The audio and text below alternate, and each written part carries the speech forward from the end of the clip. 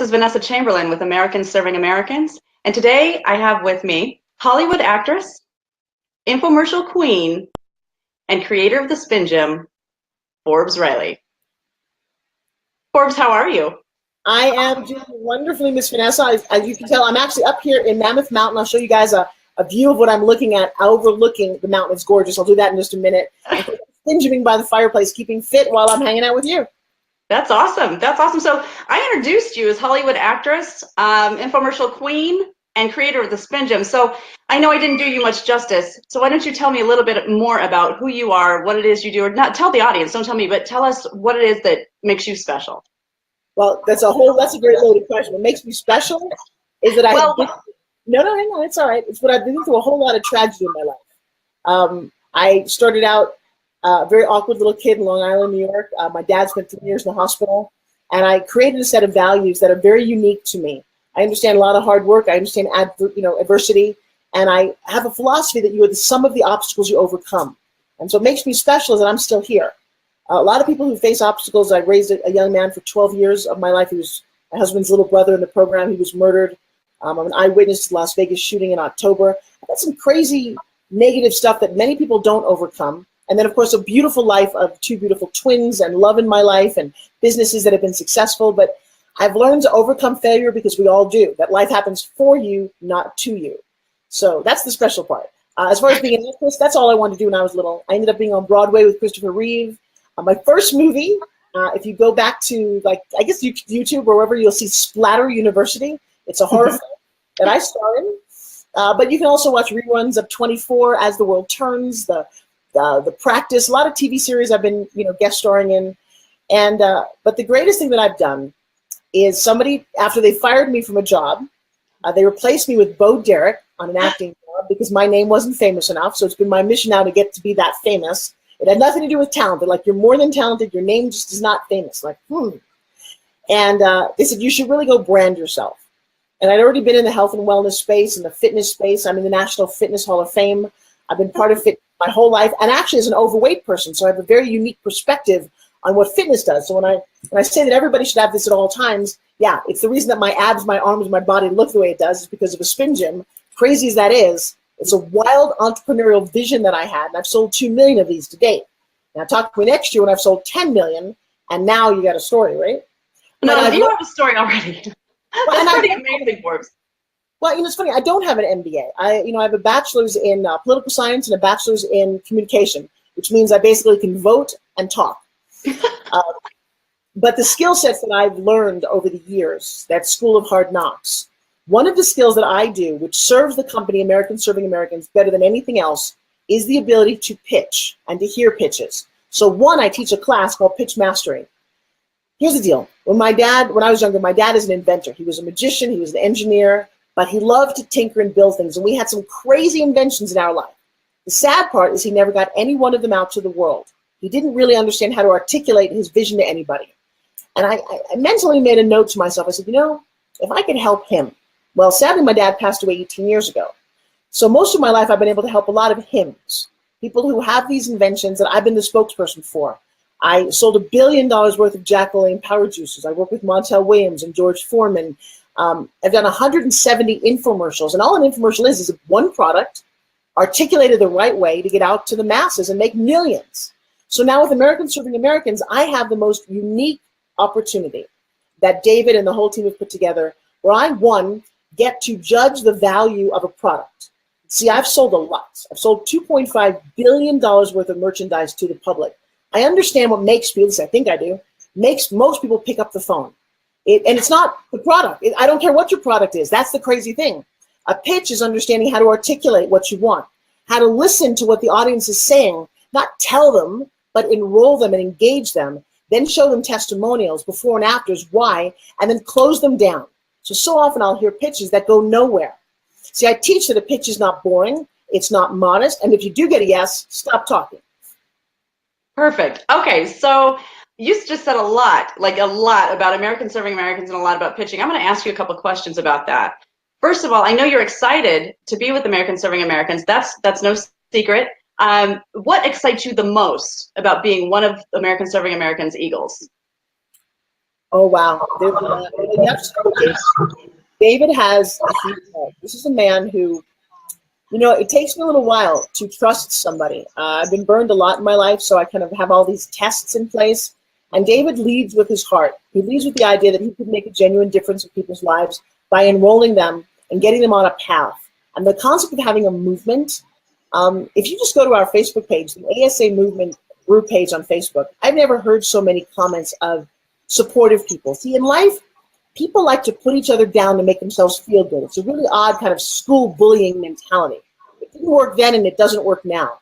A rising tide lifts all boats. And the more that we each give to each other and support each other, the better the whole community is. So now you've taken a group of entrepreneurs, people who have dreams and ideas, and one, they get to pitch not only myself, but I love the fact that David's calling us eagles, not sharks. Sharks have a very bad connotation. Yes, they clean up the ocean, but they've got big teeth, they're gnarly, and they kind of fight each other. Eagles soar above, they're elegant, they're graceful, and they are really, it's the symbol of America. And so somebody like a Vader, you don't get to be a full-time heavyweight world champion without knowing what it takes. The owner of Price, what does it take to start and really nail a company at that level on the internet? My success. There's a couple of people involved that I want to hang with these people. I want them to be the ones to look at the next entrepreneur and say, you know what, we're going to be your mentor. And we have the funds to make it possible. That is the difference. A dream is just a dream. But you have to dream it. To believe it means to verbally invest it, to tell others. And there are steps to achieve it. You can't just sit around going, I hope it works. I hope somebody calls me. I hope they give me money. No, there are actionable steps, and we're here to teach that in this organization. It's great. That's right. Absolutely. Absolutely, Forbes. Thank you so much for that. You are going to be joining us on the 31st. So that's this Saturday. You're going to be there with us in Atlanta for the Eagles Showcase, right? The Eagles Nest Showcase. Okay, so let me tell you about how persuasive David is. Okay? Okay. I have been on the road for quite a while. In fact, I'm going to turn this around. Do you see where I am right now? Can you see that? I can kind of see a deck and some firewood. No. Hang on a second, because you guys need to experience like how challenging it is. First, we're going to walk outside. It's cold out here. We're on the top of a mountain. Okay, can you guys see this? Oh, we can see that. Through the trees, but yes, we can see that. Oh, it's snowing. Okay, so when you get to be a successful entrepreneur, you get to do business on the top of a mountain. I'm going to tell you something. I'm sitting here in Mammoth Mountain on spring break. I've just been on the road for a while, and I was heading back to Tampa through Las Vegas. And David said, wait. Can you possibly squeeze in that Saturday? I'm like, yes. So I was happy to do it on video, but you know what? I really am committed to this group of people who I think are also committed to me. Am I back in your frame, by the way? Can you see me? Yes, you are.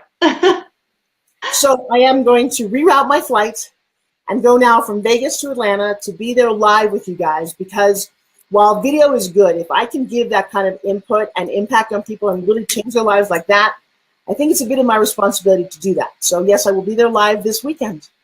That's awesome. And you know what? You've got such awesome energy, such positive energy. And I think that it rubs off on people. And when you're there, and I know that last time you and Laditra were there and Evander was there, but you guys kind of calmed the entrepreneurs down. They understood you were real. You weren't so untouchable, out of reach, because you were, successful, super successful. And in your case, a Hollywood actress. You know what? Here's the funny thing. I'm a new company that I created called Billionaire Business Academy.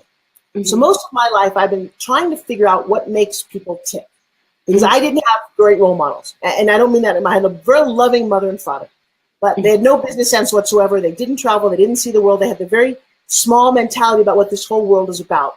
But I watched movies and television, and back then there was no YouTube and all these interviews. I read some books, but my first job out of college was to work as a social secretary for the billionaire W.R. Grace. I actually lived in their maid's quarters outside the kitchen, and I learned a lot. But I was embarrassed a lot because I don't come from any of that. I had to watch movies to figure out how, like Pretty Woman, right? How do you eat? What are the fork patterns? I don't know. There's 18 forks at dinner. And then you're looking at things like escargot, and oh, God, I still, no, you can make fun of me all you want. I still actually, in my culture, we actually wait to take a bite of food before we talk. I went home the other day and I watched that people in my world, we eat with a mouthful. No, that's not polite society. I'm in the car with Mrs. Grace one day, and she said, well, you need to get Louis Vuitton out of the trunk. And I said to her, I'm sorry, who's in the trunk? And she said to me, you'll learn. And so I have set out most of my life to learn, to model successful people, to see what behaviors I liked and didn't like. But I'll tell you, they came from old money. Now, I don't want to put anybody down, my personal observation, but old money and people who've always grown up with wealth and an entitlement don't really understand the people who work in the janitorial service or in the kitchen with me, which I spend a lot of time. And I made a personal vow that said I would always be inclusive of everybody, that I would give more than I got, and if I could lift up other people, because I wish somebody had done that for me. I did this most of it on my own, and it's painful, and it's embarrassing, and it's confusing a lot of the time, but I had a vision that I needed to know these things. So when I hear people pitch, the most important things that I need to hear is that you know what you're doing. Why should somebody invest money in you? Please don't bring a pitch where you're hoping, well, I'm trying to do, don't try to do anything. You're here with a great idea, a new product, it's valuable, do your homework. What's the competition? What's the price point? How does it cost to manufacture? Learn how to do business. And by the way, I didn't go to school for this. This is not MBA stuff. This is real world stuff. If you want to come to one of my classes where we teach some of this, you're more than welcome. Or get online and listen and watch and learn how to attract the right kind of people with the right kind of messaging, because then anything is possible. You know, JFK stood there one day, looked up at the moon and said, well, let's go there. Okay? Absolutely. That was a nice idea, but everyone else who had the plan and the structure actually made that impossible feat happen. And that's what I'm looking for.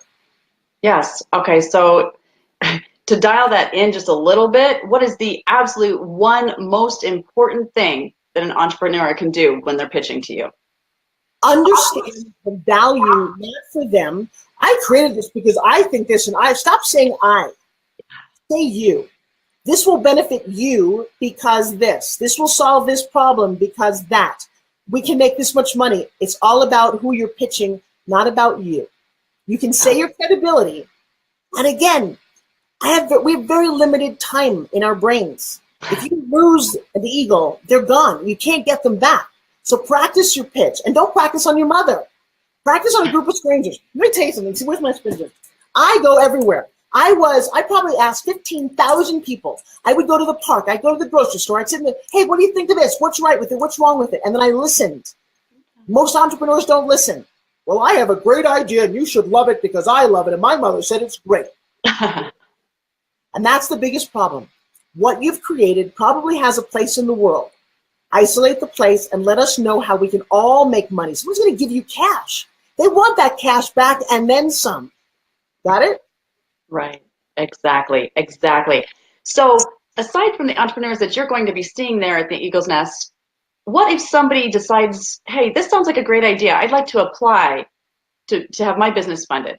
What would you tell those people, the people who haven't even taken this step yet? Right. So it's the same thing. You got to understand having a good idea is not good enough. And this is a really important thing. Let me say that again.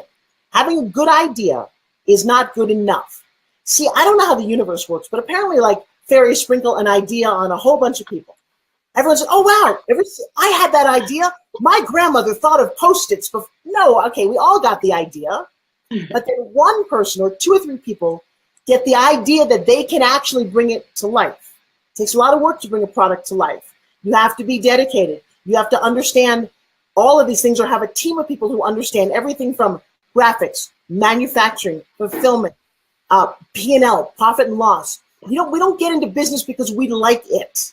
It's got to make money at the end of the day, or it's got to serve a greater good, but then we call it a charity.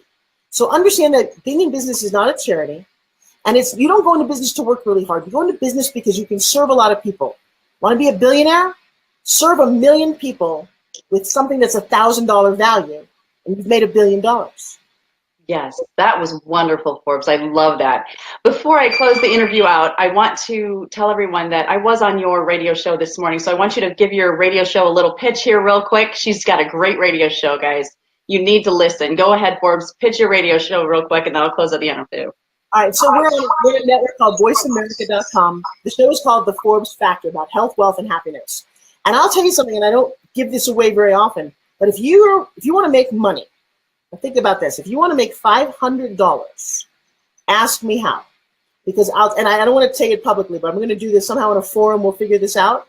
I actually get people to make money care of my radio show by bringing somebody to the network who wants to talk about their business. Does that sound fair? I know I'm kind of hedging my bet here, but I will tell you that you can make $500 just by introducing us to somebody who is qualified to be on the radio show. Okay? Go to ForbesFactorRadio.com or go to Voice America and look up Forbes Factor. We talk about health, wealth, and happiness. It also lives on iTunes. Oh my God, there's about 10 years worth of shows on iTunes. Celebrities, ideas about health and fitness and business. So here's the thing. You want me to invest in you? Invest in me. Just a little bit of time. Or come to my Facebook. Come hang out on Facebook. Absolutely perfect. Thank you. You did a great job of pitching Americans Serving Americans on your show this morning, and I thank you very much for that. It's my turn now. If you or someone you know would like to apply for funding with Americans Serving Americans, please visit www.asafunding.com and apply there. But if you or someone you know would like to take part in the movement, please visit www.asacampaign.com and see how you can do so. Thank you very much. Thank you for joining me, Forbes. I enjoyed our interview. I enjoyed the interview this morning, and I'll see you on Saturday. All right, to all you guys live from Will and Helenza and Sharon, I see all of you. Big hug and kiss. I'll see you guys soon, and thank you for everything that you guys do. No, wait, one more time. I'm Spin Zooming. I'm Vanessa Chamberlain with Americans Serving Americans. Thank you for joining us this morning.